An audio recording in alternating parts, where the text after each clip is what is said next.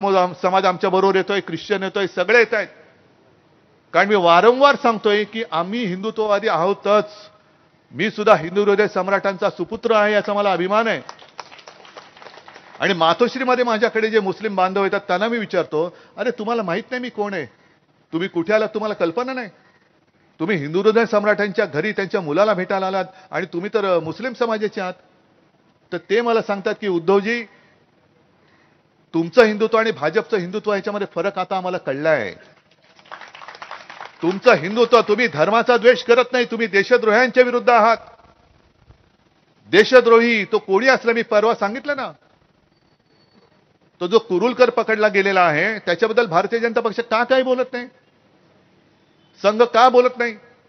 कुरुलकर खरंच जर का गुन्हेगार असेल, देशद्रोही असेल आणि त्यांनी आपली गुपितं जर पाकिस्तानला पुरवली असतील, हे सिद्ध झालं असेल, तर कुरुलकर कोणी जरी असला तरी त्याला भर चौकात फाशी द्या. हे आमचं हिंदुत्व आहे.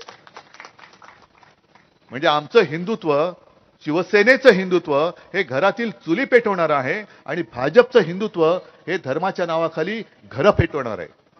मग तुम्ही काय असेल ते करायचे. आज आपला कुटुंब संवाद आहे, मी मुद्दामून आलो कारण मला जे भाग्य लाभले ते दुसऱ्या कोणाला मिंदेला तर लाभूच शकत नाही. मिंदे सरकार आपल्या दारी म्हणतात, का अरे गद्दार आपल्या दारी आला. पण मला अभिमान एका गोष्टीचा आहे.